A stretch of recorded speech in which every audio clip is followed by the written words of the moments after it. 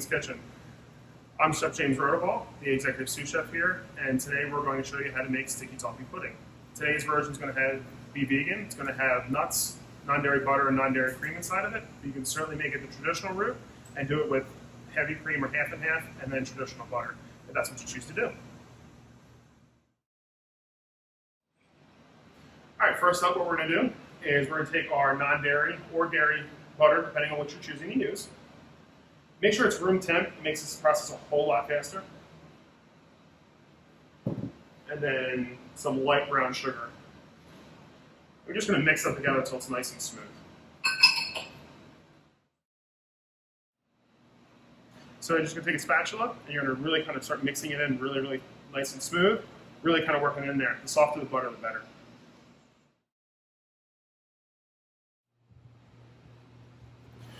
All right, just going to keep mixing this in nice and smooth.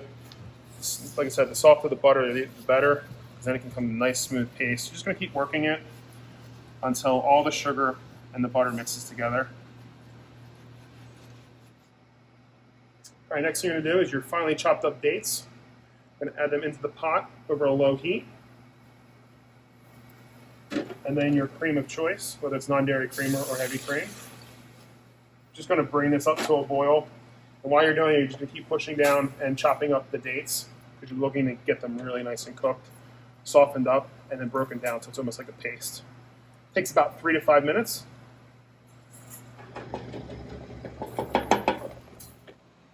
So after about 3 to 5 minutes, you're going to have nice and all chopped up like this, nice and smooth. It's going to have some texture to it. And then basically you're just going to bring everything else all back together. So I'm going to bring back the butter. Add this in there hot. And this one really becomes like a one bowl kind of process, which is nice.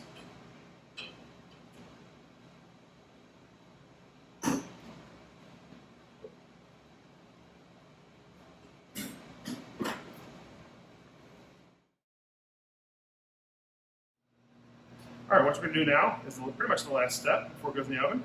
Adding your vanilla extract. Chopped walnuts.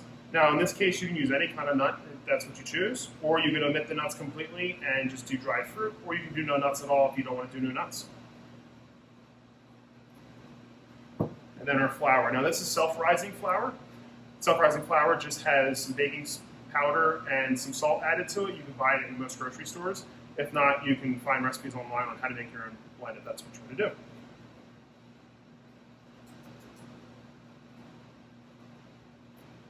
And then just mix till smooth.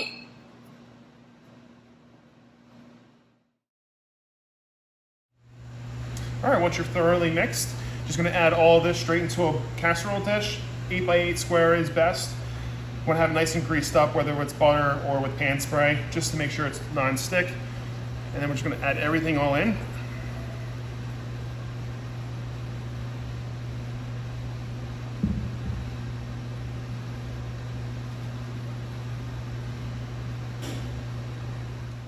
All right, so I'm just gonna scrape off all the excess. Using a little offset like this helps, but you can use a spoon, the back of a knife, whatever kind of helps you out. And you just wanna make this nice and smooth. The more even, the better, so that way the cake bakes up real nice and even all the way around.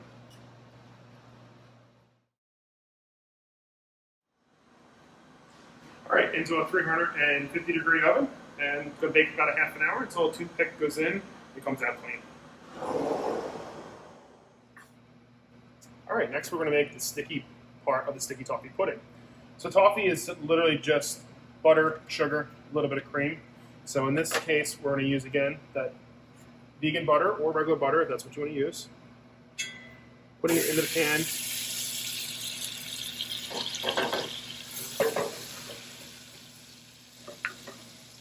In your creamer.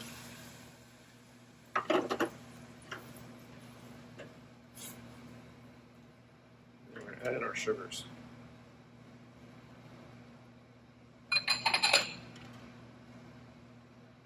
We're going to bring this to a boil, and then once it hits a boil, we're going to reduce it down into a simmer and let it simmer for about 5 minutes, completely untouched. You want to let the water boil out and the sugar kind of come together. So once it hits that boil point, you don't want to touch it. Just let it on a low burner. Just keep going.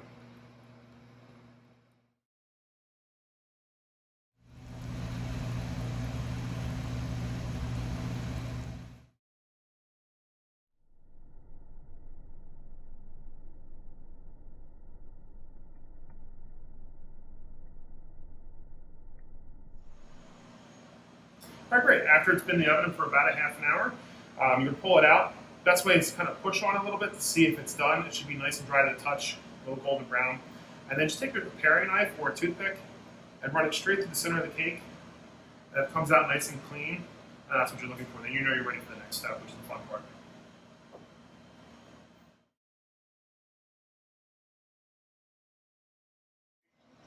All right, now we're going to take the sauce, and you're going to pour half the sauce over top of the cake while the cake is still nice and warm, so it can really soak in there.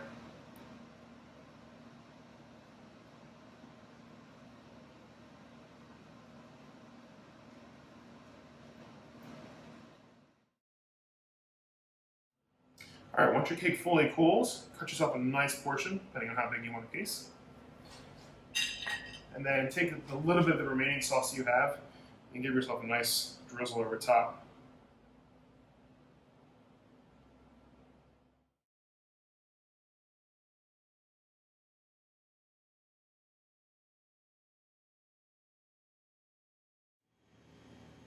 Great, after you sauced up the cake, you can finish it any which way you want. If you want ice cream, you can do that. I'm just going to put a little bit of nice cranberry chutney next to it, a little richness, a little rich acid next to it. Do a little bit of whipped cream. You can also do a custard. This happens to be a vegan whipped cream.